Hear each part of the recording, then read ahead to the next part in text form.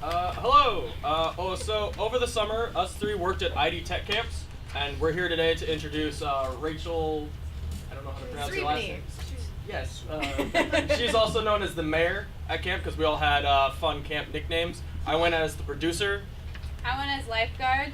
And I was Code Monkey. So yeah, we all worked there over as much of the summer as we could work. I know that with our school schedule for the first years this year, it's a little harder, but I believe Cammy's working out some way that you guys can work there over the summer. It was a good, fun experience. I enjoyed it. I taught 3D level design and 3D dungeon design and RPG stuff all summer to teenagers ranging from like 12 to 17. It was a fun time. It was like, if you like camp, it's very campy, but it's also very like, it's tech camp, so it's everyone's kind of a nerd. So that's fun. Yeah. Talk now. Well, while I was at AIE Tech, I just got stuck in the RPG Maker instructor role. I taught middle school boys. That was a lot of fun. But yeah, I got a lot of experience, and it's really fun to meet all the different parents while you're working there as well. I taught cryptography and cybersecurity to like really smart like 13-year-olds that shouldn't they shouldn't even go here. I was like, you guys are geniuses. Go to college. Like, you're too smart for a summer camp. So like teaching programming is really fun. I really enjoyed that, and all the kids like make really cool stuff. They have like final projects that like sign up early, teach Unity, and teach little kids to make cool games. And pick your camp nickname not 5 minutes before the interview. Yeah, that's important. I think it works for you though. Yeah. So yeah, I think we were supposed to also talk about our interviews. So when you apply for AIE Tech and you get the awesome interview, it's like a 45-minute phone interview, which is kind of a long time, but it's not as bad as you think because you can just be in your house in your pajamas, which is fun other than having to get kind of dressed up and go and face someone that in an environment you don't know. You can just be in your bedroom with your stuffed animals.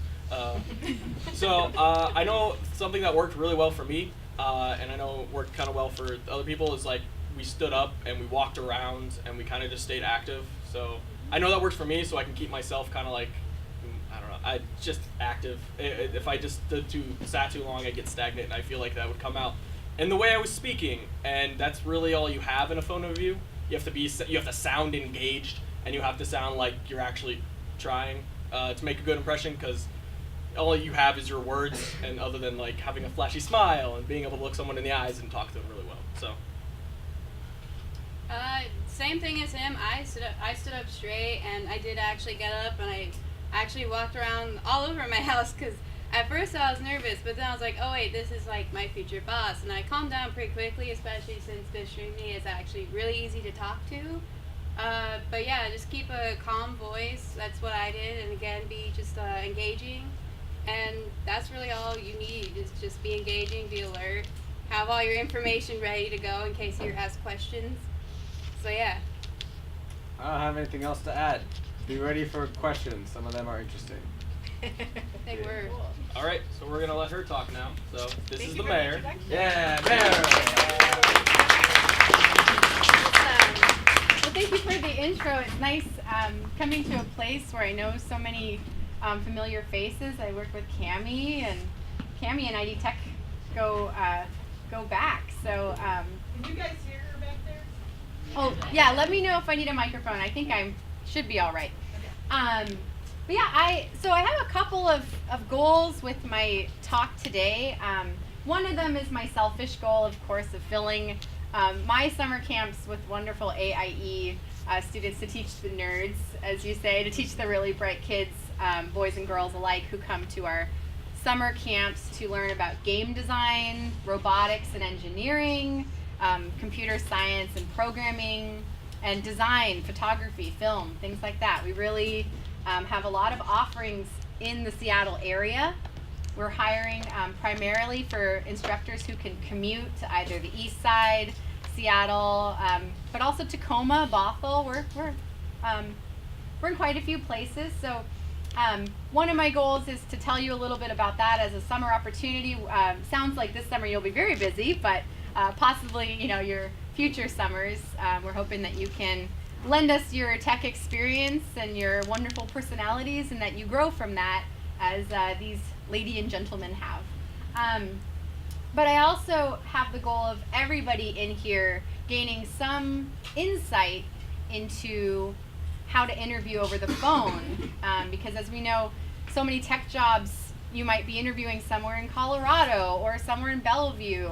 You might have the chance to do a face-to-face interview, but more likely you'll have some kind of interview or first impression over the phone. So, if you're a note taker, this is I have lots of tips here, and if you have more specific questions after, I think we'll do some Q&A, and then after that, you're welcome to come talk to me face-to-face. So again, my name is Rachel. My nickname is the Mayor, which I got working as a camp director. I got my start with ID Tech back in 2006, where I instructed the digital movie making class, ages 10 to 17, and I got to hang out with a bunch of cool kids every week, and we made neat movies. And it was a while ago, so we burned DVDs on iMovie. It was a little while ago. And then from there, after I was an instructor for a year, I did some other things, some teaching, actually over in Japan, taught English for a couple years, and then came back and got a job as an assistant director, and then later director with the company, where I ran the program, supervised instructors, helped them grow, and handle challenging kids or parents. I did that for 5 years, and then I was hired full-time with ID Tech, in part to do recruiting and hiring, as well as manage programs. So that's who I am. And where I'm coming from with my tips are strategies that have worked firsthand for people who interview with me. I've also collected some advice from my colleagues who interview as well over the phone. Let's get started. So again, this is really focusing on phone interviews versus in person. And a lot of your success will start with the homework and preparation that you do for an interview. So you get an interview with a company, I highly recommend, and they will expect that you look at their website. So really look around. Don't just look 10 minutes before your interview to refresh yourself. Take an hour, sit somewhere quiet, take some notes, and look at their website, because you can learn a lot. Number one is you can learn about the job description. What am I being interviewed to actually do, and do I feel like I can and want to do those things? You can also check out the company's vibe. Do they have lots of silly, fun pictures? Do they have a lot of fancy-looking graphics? What am I learning just from their website? When you look at a job description, and I have an example job description here, which you can't see, but it'll say things like, here are essential functions of the job. For example, prepare lesson plans and teach a class with up to 8 students. So you might think to yourself, okay, is that something that I have any experience in? Maybe I worked at a grocery store and I trained some new, high schoolers how to bag groceries, because there's an art to it, and that's something that I can bring to this. I've done that. Or, escort students to and from dining halls, traveling up to a mile. Well, maybe in middle school you supervised the soccer team and you brought them, to and fro, and you helped them get ice cream or things like that. So it's good to sit down and think about what are these things that I'm being asked to do? Do I feel like I can do them or learn them quickly? And have I done similar things before? There's also a lot of information in here, like teach a class with up to 8 students. So as an interviewer, I would be a little surprised if you didn't know how many students you might have in your class, because it's been very clearly communicated to you. Other things you can learn before the interview is, what is the company's mission? Every company has a mission, tech companies especially, and video game studios, and ID Tech has a mission too. Our company specifies our mission. We have a web page all about it. You can read all about our mission, our core values, and things like that. Some companies don't. So if they do, you want to look into that mission and see, how can I be a part of this? How can I contribute to their goals as a company? And is that something I want to be a part of? Is that a mission for me? And it got cut up a little, but down here, hiring revolves around 4 general categories: ability, personality, skills, and good judgment. So be thinking about these as you're interviewing is, what do I want this person's takeaway of my skills to be? What do I want this person's impression of my personality to be? Even though I can't meet them in person, they may not see how, wiggly my arms are when I talk or things like that. Be thinking about those. That's generally how hiring decisions are made. So here's an example of our mission. This is right on our website. So it talks about delivering highest quality, most inspiring, and inventive technology experiences to the next generation of visionaries, one student at a time. Right? So we use words high quality, inspiring, inventive. Right? These are things that help you think, okay, what are some things about me that contribute to this mission? Right? Maybe I've done a bunch of VR work with some really new technologies that's sort of bumpy, right? I'm guessing they're going to be using some really new technologies that are bumpy. They might want to know about the kind of, what I had to do to succeed when things were new and not working. So then you want to get ready for the interview. Let's say it's the day of, maybe you're psyching yourself up, you're nervous, that's normal. We want you to be nervous, right? Being nervous is a part of interviewing. So you want to do your homework. Look back at that email or even that text message and see what this interviewer has asked you to do prior to the interview. For instance, I tell people to review the courses that are offered at our camps and tell me which ones you can teach. I'm always surprised and honestly disappointed when I interview someone, and most people do that, but some people don't. And they'll just say, oh, yeah, I'm thinking coding. Well, maybe we have 17 courses that focus on the coding genre, so that's not a particularly helpful answer to me, especially if I know already that you know C++ or JavaScript or things like that. I want to hear from you, what can you teach? And why do you want to teach that? So do your homework. You also want to set the stage. I know that Martin and Sabrina and Kobe talked about where they were when they interviewed, that they had space to walk around. I think Martin mentioned a stuffed animal. Maybe you want to hug your favorite stuffed animal because it gives you comfort. These are things you can do, but you do want to make sure that you're in a place where you can speak loudly and clearly without being completely embarrassed, that you're feeling comfortable, like if you need to move, you can do that. If you need water, you can have that, and that there are not distractions. So your roommate is not at home playing a video game in front of you while you're trying to listen to some hypothetical situation on the phone with me, or that your phone reception is good. It's really terrible when I can't hear someone and we have to reschedule because, I just can't hear you. And then, of course, plan your schedule around the interview.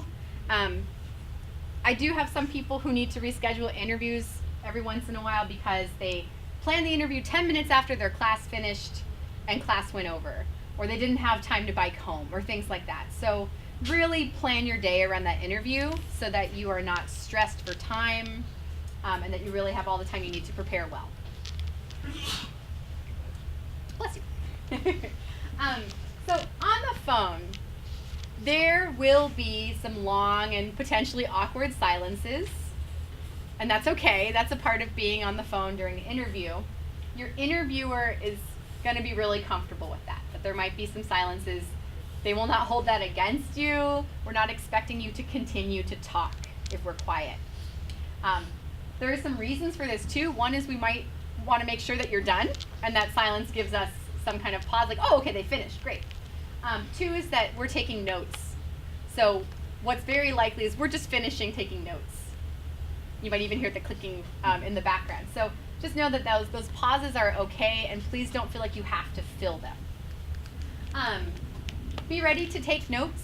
They might mention things like, oh yeah, I'm thinking one of these 2 locations. Here's the pay at this one, here's the pay at that one. Also, there's a training this day. You just want to write it down in case you have questions about it later. Have it all in front of you. Be on time, I hope is obvious. When I call for a 3 p.m. interview, I expect you to answer. When you answer the phone, please, please, please state your name. Some of us, like my last name is Sreebny, Sreebny. Nobody knows how to pronounce that name. So if I answer the phone, hi, this is Rachel Sreebny, at least you know A, that you're talking to me, and you don't have to ask for me thereby butchering my last name, right? So especially for those of you who have an often mispronounced first or last name, very good to just say, hey, this is Joe Schmo. Then I automatically know I'm talking to the right person and we can jump right into the interview versus, hi, this is Rachel calling from ID Tech. Is this Joe Schmo? Yes. We've wasted 10 seconds right there. So tell me your name. Bring a couple questions for the end of your interview.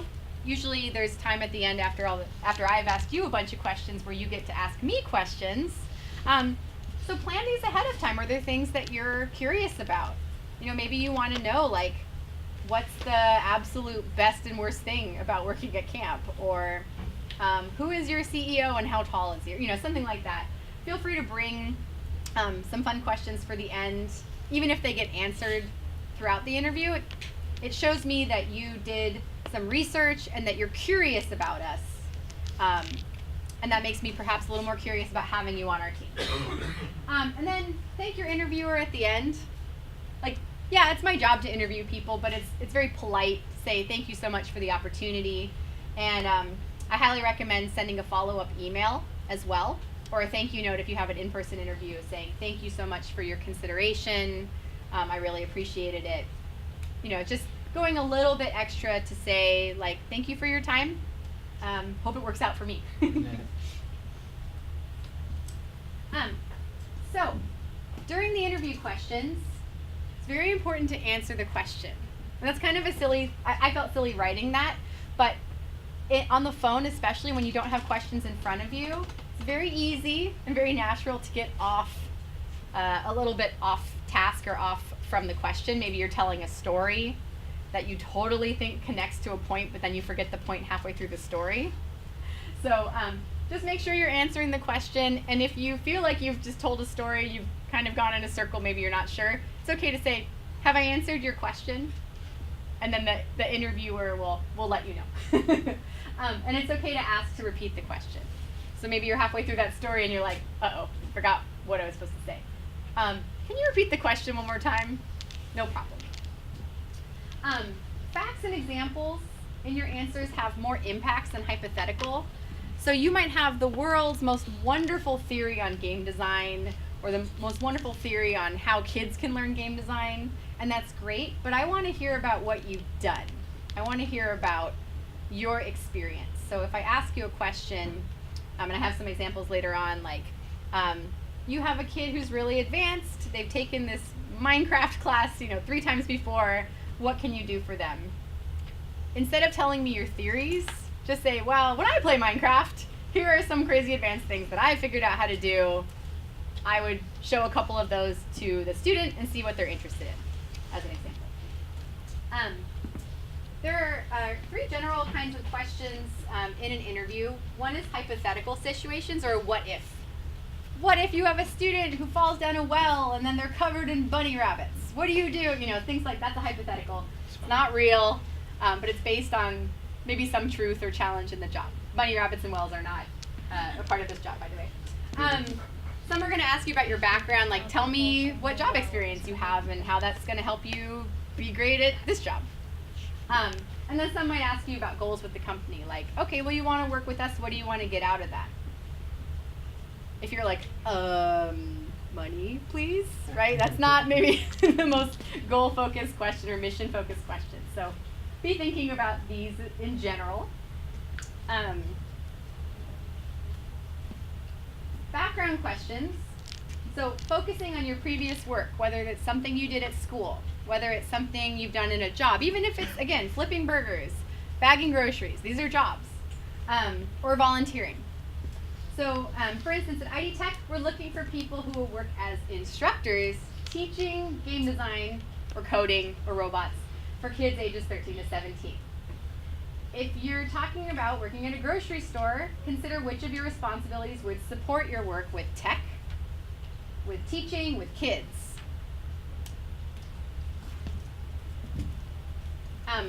Hypothetical hypothetical questions, you don't know the answer to these. Like, nobody knows the black and white answer. There's not a yes or no answer to hypotheticals.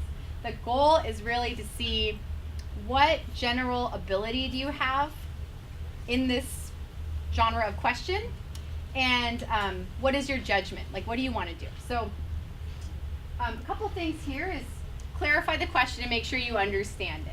You're not going to get every little wrinkle in detail, but just in general, like, wait, so are we outside? Are there other people around in this situation? Am I alone? Those are okay questions to ask so that you can start thinking about, okay, what do I do?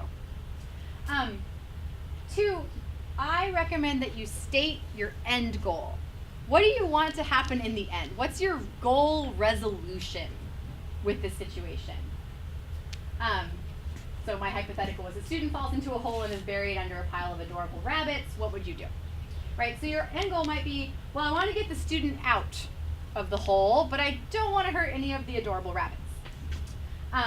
Then tell me, how do you get there? What are your steps here? So, okay, step 1, I'm going to distract the bunnies with some carrot sticks because I always have carrot sticks. Anybody knows that about me. 2, I'm going to reassure the student, I'm going to get you out, little Timmy, just hang in there, relax. 3, I'm going to pull the student up with my strong arms.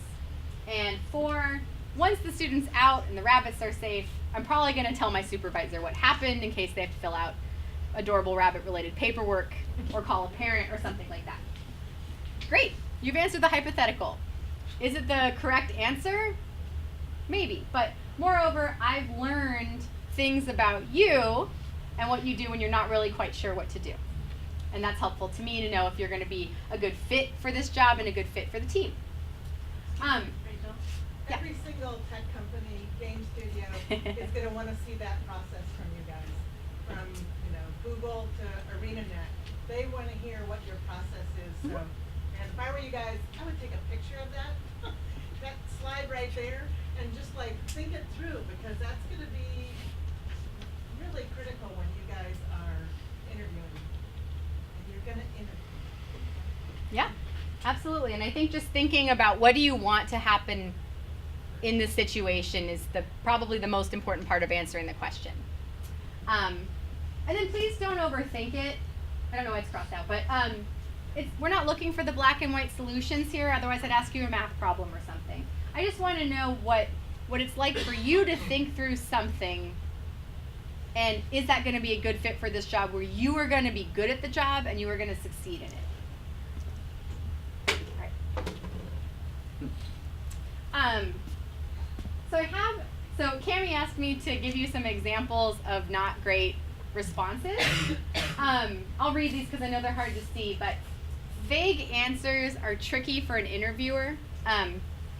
You might get an interviewer who asks you follow-up questions so that they have a better idea of what you're actually talking about. I am one of those, but you can't count on it. So being specific is a big help to your interviewer. For example, one question that I ask is, let's say you have a really young kid. Let's say that they're 8 years old, and you're teaching a coding class. What are some strategies you have to help a young student learn to code? One answer I got was, determination comes with coding. To support this student, help them believe they can do it. Okay, so what am I missing here? And I'll take some hands, like what's missing as you listen to this. Yes, sir? A plan of action. Right, yeah, what are you going to do? Okay, so you're going to help them believe they can do it. What does that mean? Like, how do you do that? How do you, specifically, this person, accomplish that? Another example, I might give coding examples or mini problem-solving things. Lots of people, regardless of knowledge, like to solve those. Pull people in, get them interested. I can do little things. Then they set themselves up for fundamentals. So this one, they're giving me some examples. They said, like, mini problem-solving things. And then they kind of just keep talking, like maybe there was a silence and they just filled it with reiterating what they started with, like, yes, they like those, they'll do them. Then they'll be like, how can I do more? But again, I'd rather hear the specifics. When you say coding examples or mini problem solving, I would love to hear 2 examples of little problem solving things that got you into coding when you were younger. Puzzles or something. Another question, what activities could you lead with students, right? It's a summer camp. Okay, so we're thinking kind of fun stuff, right? Sports, but I'm not sportsy.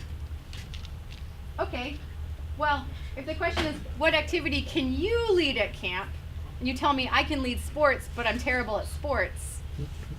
That doesn't really help me establish what you can lead at camp, right? If you hate sports, don't lead those. Tell me that you're going to lead the most competitive game of Uno that the world has ever seen, or that you are going to teach kids how to draw Bugs Bunny, or something like that. You know, pick something you can do well and answer with that. I don't want to hear what you don't do well. I'm not interested in that. And then, do you have experience working for kids? Once a year, I always get someone who tells me that once they were a kid, they went to school with other kids. I'm like, okay, raise your hand in here if you were not a kid. I just So existed. besides these two robot people, right? We're all just pretty existed. qualified. I don't remember. The same in that we were all once children. Just like if you ask me, can I be a doctor? And I tell you, well, once I was sick. Right? It's not really the same thing. So, and then some, you know, I hang out with my little brother sometimes. Okay, give me more, right? Maybe you don't have experience working with kids. This is your opportunity to tell me why on earth you want to work with kids. Be thinking about that. And if you're coming into this going, well, I actually don't know why I want to work with kids, maybe then the homework, the research part is something that you need to go back and do a little more. This should be an answer that you have, even if you don't have that firsthand experience. This is your opportunity to tell me, I don't have formal experience, but here are my reasons that I want to work with kids and why I would be great at that. Things to avoid on a phone interview is getting too comfortable. I think Sabrina mentioned that I am easy to talk to, right? Your phone interviewer is generally going to be pretty easy to talk to, very friendly. Our goal is to get you comfortable so that we get truthful answers from you. But at the same time, we're not your friends, right? And you should not see us as your friends if we don't work together yet, right? We are a potential employer, so you don't want to get too comfortable talking a little bit maybe about your personal life or, you know, what you did last weekend or, you know, things like that. We still want to maintain that line. Please avoid swearing. Like, I use swear words, you use swear words, but we're not going to do it in an interview and we're not going to do it at work. Especially if I am with a company where customers are who? Children, right? So especially, you know, I work with kids. You will not hear me swearing. I should not hear you swearing. But even if you get to a video game company that maybe is notorious for swearing, I still encourage you to not be that person, to take that risk, because sometimes you might have the best interview in the world, and maybe someone else also has the best interview in the world, but you casually swore. Maybe I don't trust your judgment as well as that other person's. So avoid swearing. Avoid mentioning parts of the job that you're afraid or uncertain about. Not because it's not okay to be afraid or uncertain about parts of the job, but that the interview is not the time for that.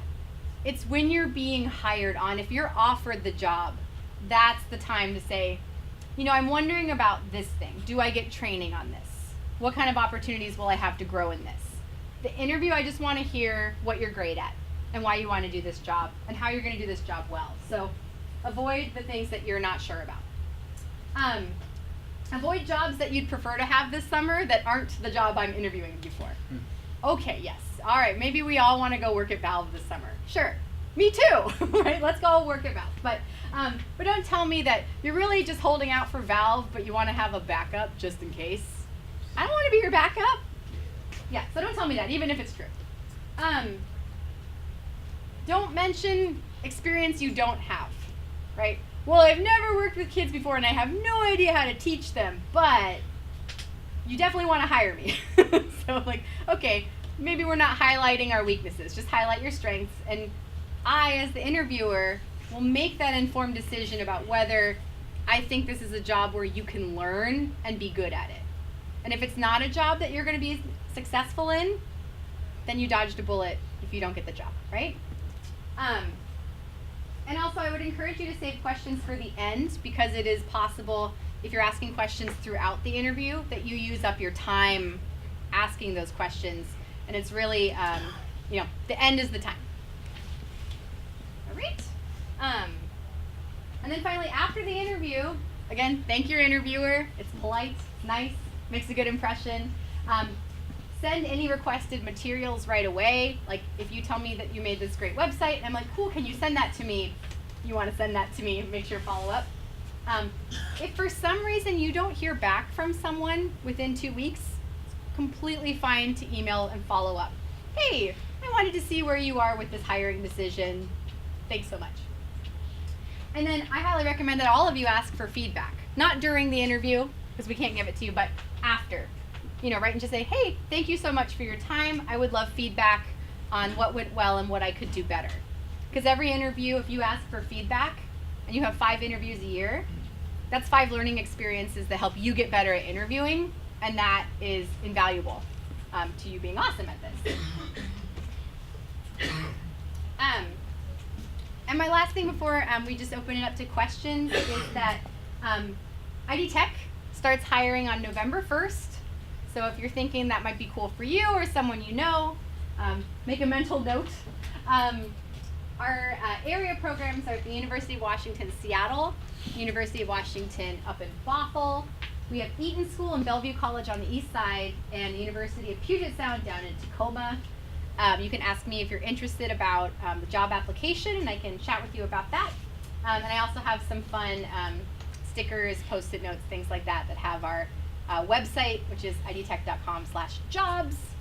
If you're interested, and hopefully each of you at least learn one strategy that will help you feel more confident in interviewing and making sure that you're bringing the best part of yourself to that potential job to make sure it's a good fit.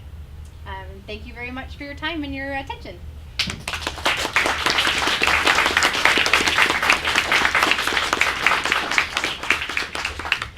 Anybody have any really exciting questions about the interview process? Good, because you guys are just gonna whiz right on through interviewing, so I'm not worried about you. Obi, what was like one of the questions that threw you for a loop that Rachel asked you last year? The camp nickname one, because I didn't know about it until 5 minutes beforehand, because Martin told me. Some of the questions on if there is a kind of situation at camp. She said stand up so they can hear you in the back. I guess for the ID Tech interview process, when you get asked a question on how to deal with kids that just kind of kids are great, but sometimes they suck. If they do something that's you shouldn't do that, how do you handle it? If a kid's just bullying another kid and ruins his day at camp, how are you gonna deal with that? Because that sucks. And the kid doesn't want to go to camp. He's not having fun anymore. Everyone's mean to him. That's something you have to fix. You can't just be nah, the bullying can continue. These kids are cool. I want to hang out with them. No, you're the instructor. You're the cool one. They should be like you and not bully people. That was probably the hardest question I had to answer. That's a hard one. Yeah, and that's a hypothetical, right? There's no black and white. I think also something, if you're hearing these challenging hypothetical questions and you're freaking out, oh my gosh, I don't know any of the answers, you might be thinking, actually, I don't know that I want to do this job, right? Those hypotheticals, the challenge questions give you a good insight into what the job can look like on a difficult day. And is that something I feel prepared and to face that challenge? Or is that not something that I ever want to handle? Yeah. I had a question for the guys who worked. Did you guys get pied or dunked? Yes, I got get dunked 3 weeks in a row. Jeez. I got dunked with the mayor. Yes, we did. Yeah. Part of the ID Tech camp culture is, we're very campy, so we use nicknames. We're sort of caricatures of ourselves as we teach things. And on Fridays, the students get a raffle, and one of the prizes is to either pie someone in the face with a shaving cream pie, or dunk them with a bucket of water. And it is an honor to be pied or dunked, even though it sounds like hazing. It's we make it fun, so that's what they're referring to. Okay. Yes, Sabrina? I didn't get pied once this summer. All right, we'll get you next summer. Oh,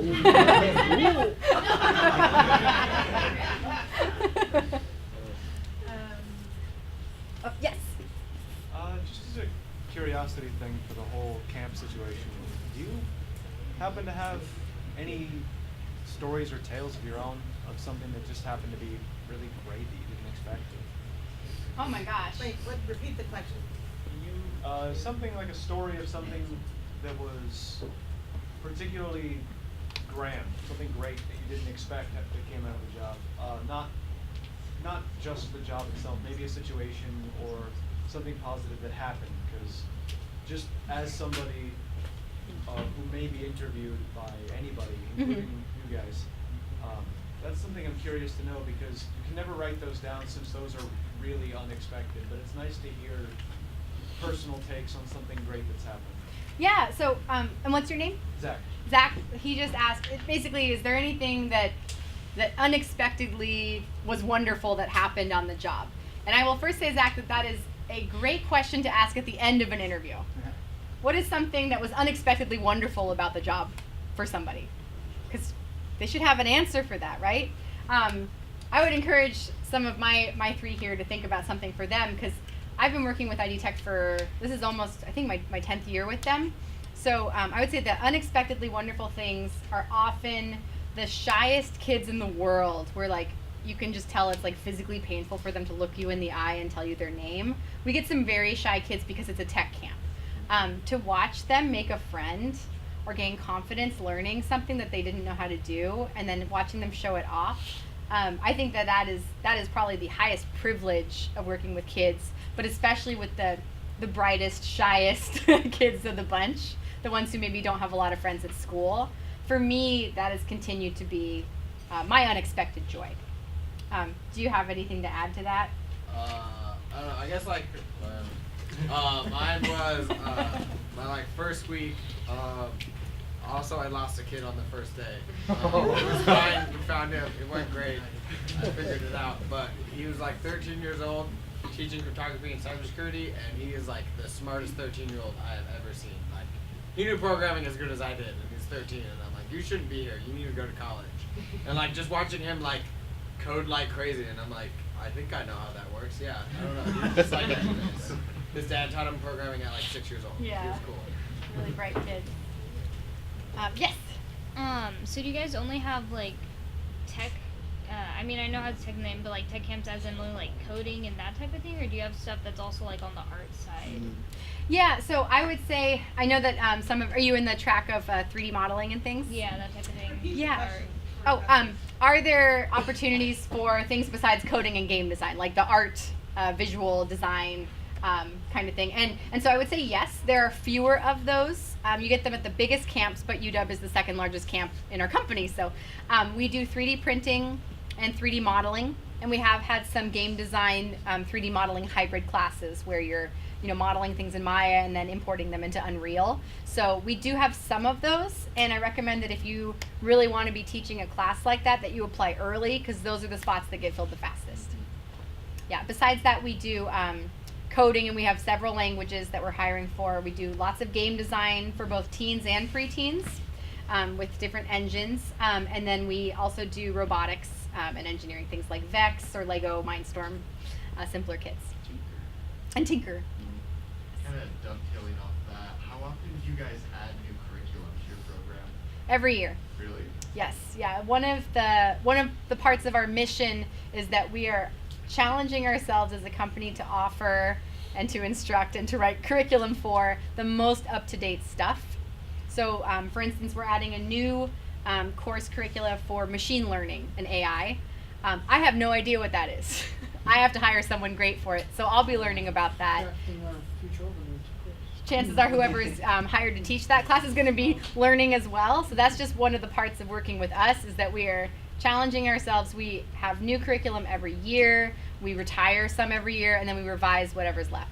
I had that at Berkeley this summer, the AI stuff. Mm-hmm. Cool. Mm-hmm. Yep. I Anyone can't hear else? back here. What did you just say? They had the AI stuff at UC Berkeley last summer. It was cool. Yeah, do you want to introduce yourself real quick? Nickname, what did you teach? Go. I'm Lambert, I taught 3D modeling, Unreal, RPG Maker, Tinker, some coding stuff. But I worked at ID Tech over in California last summer. First year student too, by the way. Hi, nice to meet you. Yeah, it was a great experience, and I would highly suggest signing up for ID Tech. Yeah, and I'll say UC Berkeley, right? We have over 160 locations nationwide. So if you don't live in Seattle, or if you have relatives over in Denver or Texas or something like that, and you're like, oh, I'd love to work at ID Tech there, we have opportunities like that as well. Now, let's say you want to see what it's like to live in Austin. Apply here, because you're going to get room and board, and you can get a feel of what it's like to be in Austin for a while. Mm-hmm. And the type of people that may send their kids to the ID Tech camps are generally going to be the tech industry people. Yeah. Because they want to make sure their kids grow up to be just like them, right? So they're going to hope you teach them. Absolutely, yeah. It's a good opportunity to see a new place and meet some awesome people. Yes? Just to add on the room and board, on the days you work, they do actually provide meals for you as well. And the food quality is really high, in my opinion. It's actually really good food. Well, there you go. Yeah, UW has great food. Actually, I think all of the Pacific Northwest programs have excellent food. So, free lunch. Especially in California, like the staff training in California, that was all really cool. Room and board was really nice. Yeah. There were showers. That's important. Yeah. So she's referring. We do weekend training for all of our new staff. We have a weekend training, usually in Northern California, where you fly down, you get trained on how to do the job, you get to meet cool people. There are showers, there's food, and things like that. So that's also a fun part of it. No beds. No beds. No. They also have beds. Yes. Rachel, can you say, where you guys have, been doing this for years, where have some of the counselors gone to? Where are they working? Yeah. Any cool places? Yeah, this is actually, I like that you said that, because this is information I'm trying to collect for my recruiting next year, is to have shared stories of this. But I do know a couple of staff that we've had at ID Tech, one who I was her director and one who I hired a few years later. They both work at Minecraft now. They get paid to make Minecraft, which I think is like, wah! I have some former staff who work at Bungie. We have connections with Valve. So in terms of the indie and studio gaming industry out here in Seattle especially, a lot of people do go into those, and this is a stepping stone for them, where they're getting to meet each other. That's another big part, is they get to meet each other. So if you're a really smart, capable person and you're working at Mod Pizza, right? You're meeting cool people, but the chances, awesome! The chances of them having the same skills and maybe networking with them are smaller than if you're at a tech camp where everybody there is teaching coding, game design, robotics, or visual arts, right? Then you're like, oh, we are a studio. Just grab you and you, right? So a lot of those connections are made too. And then we do have former staff who go on to be teachers. A lot of them. I have a former staff who's a zookeeper. So it's, we have a lot of different kinds of people, but the vast majority do go to independent or studio game design jobs based on the people that they meet and the skills that they hone in a job like this. One of my former students from another school, I told some of you this, he worked at the ID Tech camp in LA. One of his students was Tom Hanks's kids. So if you do LA, if you're in film, whoa, man, you might really score some great contacts. Mm-hmm. Tom Hanks's kids, they got it. Yeah, we've had some celebrity kids as well. I'm not allowed to tell you who they were, but like, it was neat. It was neat seeing their parents. So Oh, yeah. I'll say that much. Oh yes. Yeah, so it's around 50 hours a week for a commuting staff. So it's a long job. Yeah, I don't recommend that you have another job at the same time. You will be the tiredest. Working, being a student here is probably pretty similar. That for some things you do put in some extra work, or you have some late nights because you're working with other people on a really cool idea. So it's a little similar to that, but it's about 50 hours a week. And then if you're an overnight staffer, which are fewer, I would say fewer instructors do that, but that's more like a 65-hour week. So definitely not for the faint of heart. It's a lot of work. Yeah. Is it a seasonal job? It is, yeah. We run summer camp, so it is primarily during the summer. Oh, right. Yeah. Yeah. Lambert. I was about to say, how are we gonna mix, if we were to get hired onto ID Tech, how does our schedule here intermingle with your summer camp program schedule? Yeah, Because it so- is a week-long thing. Right, so if you're a first year, it sounds like you'll be doing classes for the majority of the summer. So, I'm not sure how well that works if they have. Probably won't work easily for you guys It probably this won't year, work easily. But Yeah. if the ones, when you graduate, you may not just get a job right off the bat, but you're gonna still want money. Yeah. And you might as well be networking with people who have the same, interests that you do. So that may be something you do when you graduate for the summer. Exactly, yeah. Because I think, you might have some offers, but they're not very consistent. This is like 7 weeks of work. It's consistent work. It's well paid. You get the free lunch, So I think for a lot of, especially freelancers or people getting their feet wet after they graduate, it's a nice, it's something that you'll be highly qualified to do at that point. It's good pay, and then you have a nice stepping stone for whatever you're doing next. So I think we had about three second-year graduates last year who came to work with us, and about 5 first years. So it might not be for you this summer, or you might have a couple. If it's like 3 weeks and it works out, that's great. You might want to interview anyway, just for the feedback, honestly. So something to think about as you're considering your summer options, whether it's this year or next year.